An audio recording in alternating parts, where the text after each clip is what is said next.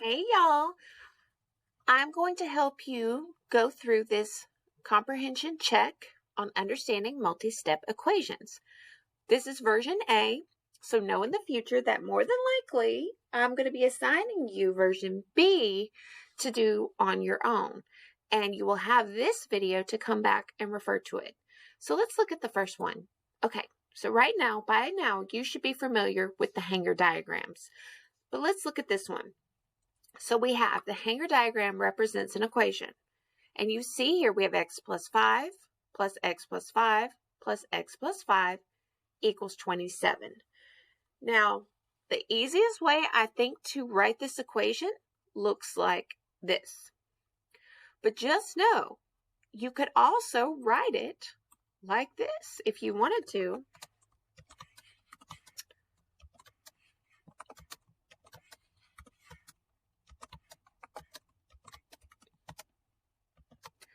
But just keep in mind, when you do it this way, you're causing yourself a lot more work to do.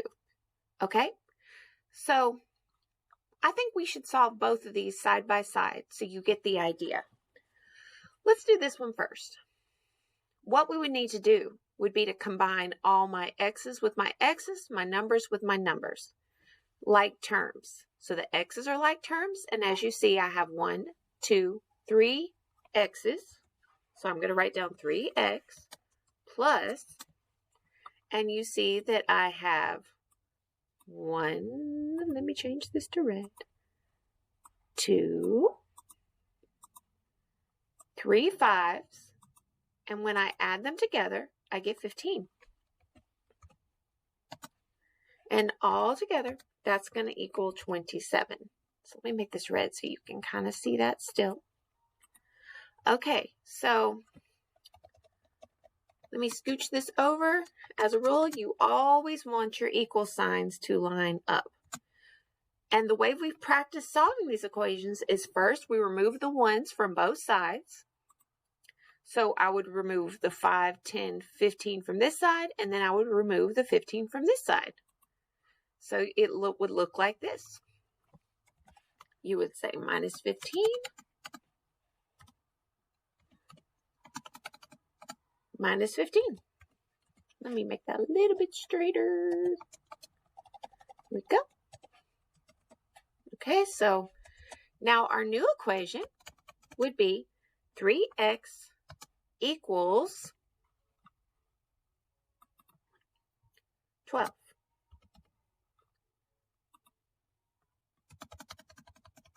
Takes the x alone. And then 12 divided by 3 gives you 4. Another way you can look at this is you have 3x equals 12. So it'd be kind of like if you had 1, 2, 3 is equal to 12. And you have to figure out what each one of these x's is, so you'd split it. Okay? So we see here that x is 4, but not too fast. I think we should explore this option. What you can do originally is you can divide both of these sides by 3. So divide this side by 3 and divide this side by 3. So I have this is divided by 3, 2 plus 5 equals 9. What if you didn't see that? You would just simply subtract 5 from this side and 5 from this side. And that would leave you with, I'm sorry, I'm almost OCD about keeping my stuff lined up. You'll have to excuse me. Maybe you're the same way. And hopefully you're writing this down on a piece of paper, whereas I have to type it. So x equals 4. And the way we check it is we put it back into our equation.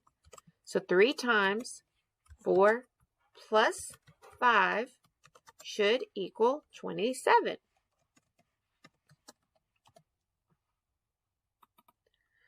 Do our parentheses first. So that gives us 9. So in order for this solution to be true, we have to figure out what 3 times 9 is. And if it equals 27, then it is correct. And it is correct. So let's go ahead and click on this. and put in our solution of 4 in here and move on. Move on, move on.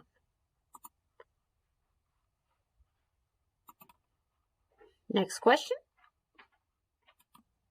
Here it says, consider the equations below. We have a plus 9 equals 23, 3b plus 9 equals 23, and 6c plus 9 equals 23. Let's see what our directions say. Determine whether each statement about the equations is true. Before we read these statements, I want to show you a different way to look at these equations. Okay, so we see that we have a variable in each one, and we see that no matter what, the first term in each equation has to equal the same thing. You need to know that A is equal to 3b's is equal to 6c's. Oops. Okay, let's go back, and with this in mind, let's see if we can answer these questions. Okay, the value of B is equivalent to 3A. Let us look. Let's look at this on my B is equal to 3A's.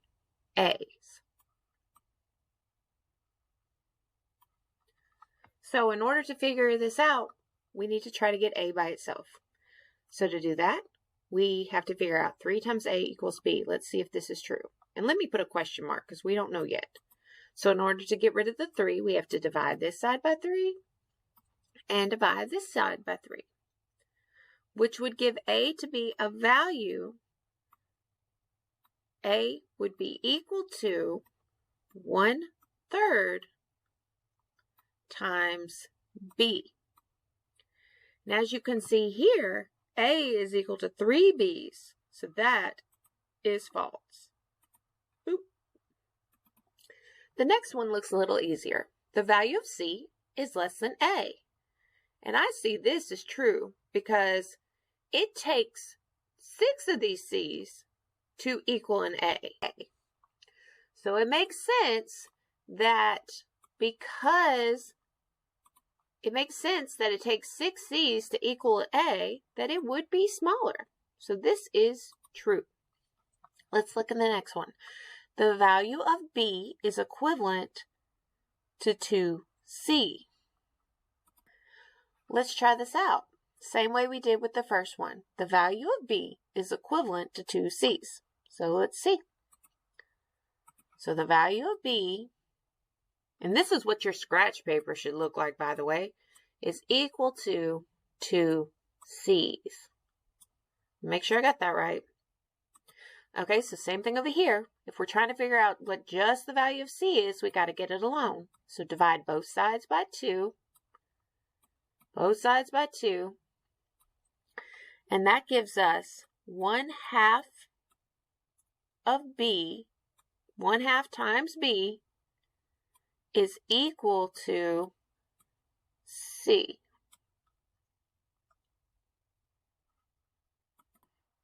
If you were going to solve the same way over here with 3B,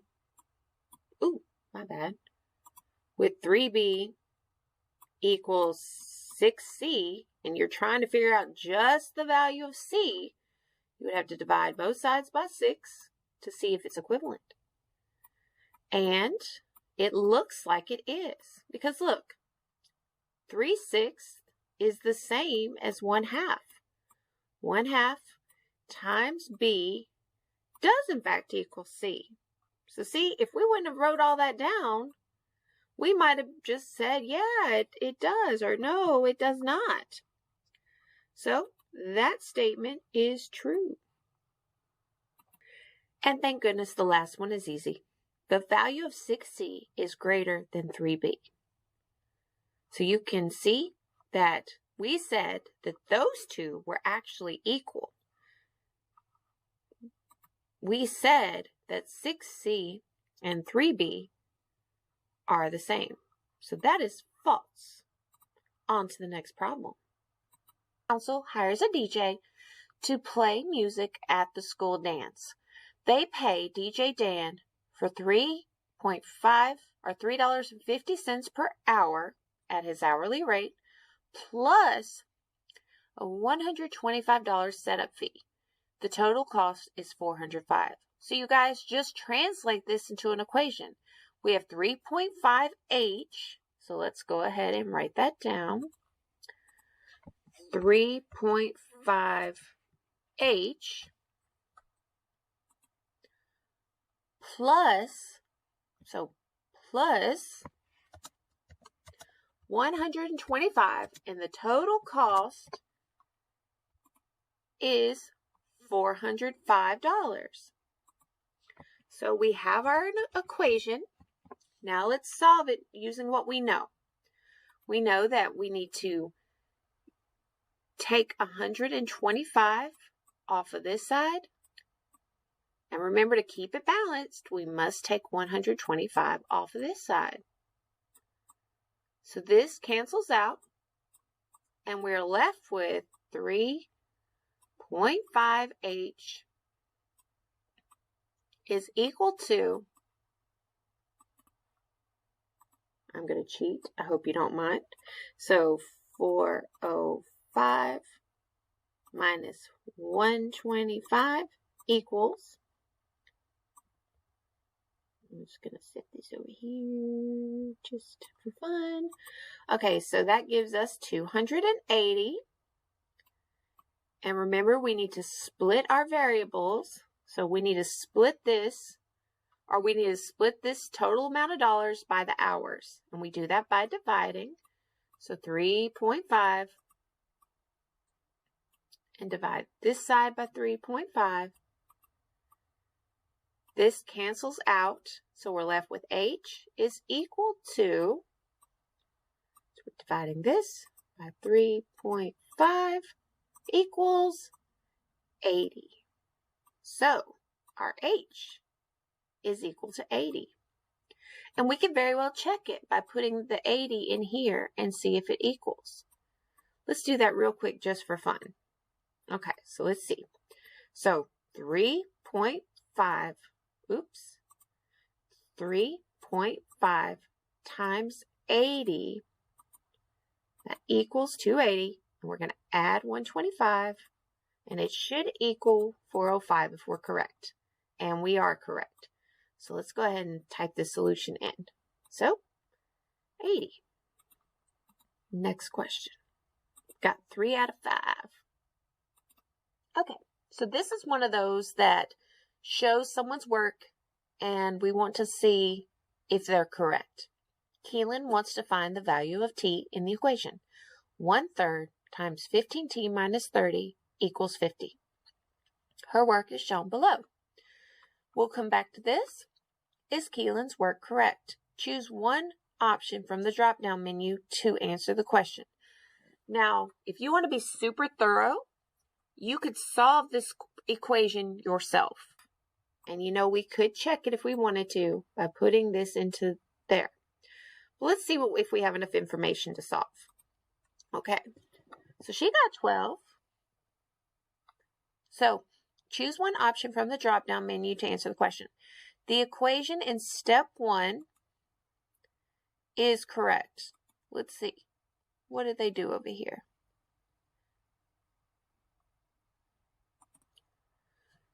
It looks like Keelan solved it differently than me. And you guys could do this. And I have taught you to do this before. See how they distributed out this 1/3? So what is 15t divided by 3? It's 5t. What is 30 divided by 3? It is 10. So yes, that is correct.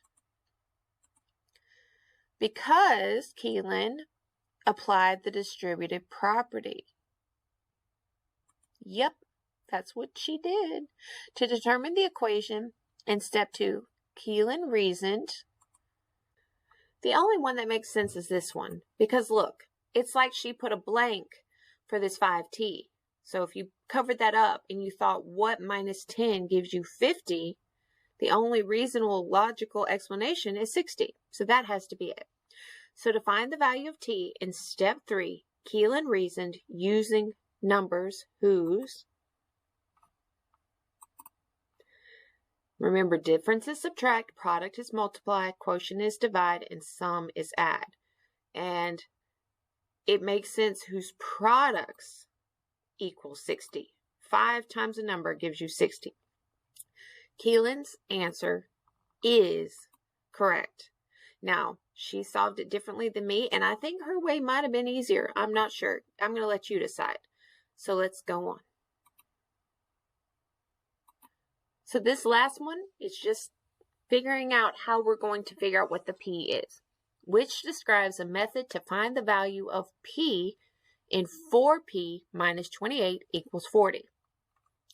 Okay, so perhaps we could rewrite the equation as P minus 7 equals 4 to find P is 11. And you're wondering, well, how did you go from there to there? Do you notice that they divided each piece in the equation, each term, by 4? So 4P divided by 4 gives you P. 28 divided by 4 gives you 7. And 40 divided by 4 gives you, and 40 divided by 4, 40 divided by 4 does not give you 4, it gives you 10. So then that brings me to here. All right, so in order for this to be true, P would have to equal 17. So 17 minus 7 does in fact give us 10. So let's click that as the right answer, but let's check to make sure these are not wrong. See, here they didn't correctly divide this 28 by 4. So there we are, you guys. We are done. Let's see how we did. Darn, I can't submit because it's a preview. But hopefully you can use this to help you solve version B whenever I assign it. So, bye y'all. Good hanging out with you.